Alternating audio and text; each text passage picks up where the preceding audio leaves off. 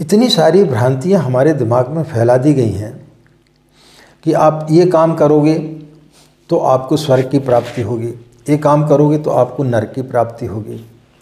नरक और स्वर्ग की व्याख्याएं मनुष्यों ने बनाई है।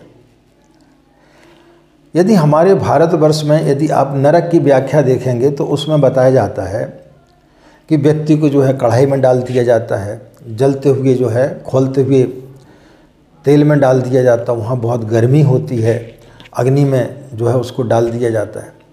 तिब्बत में यदि आप जाएंगे तो वहाँ पर बताया जाता है कि आपको जो है बर्फ़ में डाल दिया जाएगा, क्योंकि वहाँ का बर्फीला जो है बर्फ़ ज़्यादा होता है।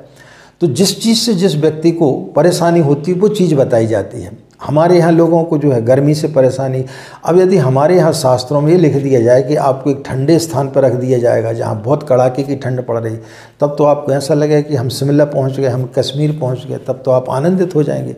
तो फिर वो नरक हुआ कहाँ? लेकिन नरक की व्याख्याएं यदि दो जगह अलग अलग हो रही हैं, अन्य जगह पे अलग अलग हो रही हैं, तो इसका मतलब है कि ये परमात्मा के द्वारा बनाया हुआ नरक नहीं है। स्वर्ग की परिभाषा की जाती है कि वहाँ पर अप्सराएं हैं, अप्सराओं का नृत्य होता है। तो यहाँ पर हमें सिखाया जाता है कि स्त्री जो है नरक का द्वार है, स्त्री का हमें त्याग करना चाहिए, परिवार का त्याग करना चाहिए। लोग जो है परिवार को छोड़ करके हिमालय में चले जाते हैं, लेकिन वहाँ कामना करते हैं कि हमें जो है अप्सराएं मिले।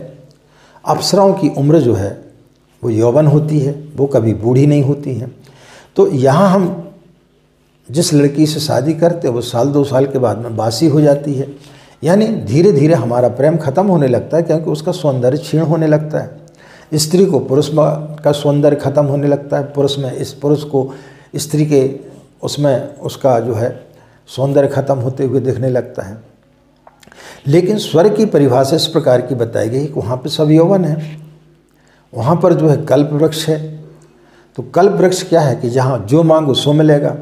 अब यहाँ आप जो मांगते हो वो मिलता नहीं है, तो स्वर्ग में आपको जो मांगोगे वो मिलेगा। हर जगह स्वर्ग और नरक की परिभाषा अलग अलग है। ईश्वर के पास में इतना समय कहाँ है कि आप जब आपकी मृत्यु होगी तो सिर्फ एक ही काम के लिए बैठा हुआ है कि बैठे बैठे ये देखेगा कि फलां व्यक्ति मर गया, इसको स्वर्ग दिया जाए कि नरक दिया जाए, इसकी क्या हिस्ट्री है।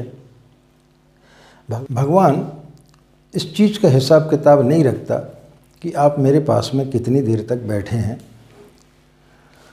वो ये देखता है कि आप जितनी देर तक मेरे पास में बैठे उतनी देर तक आप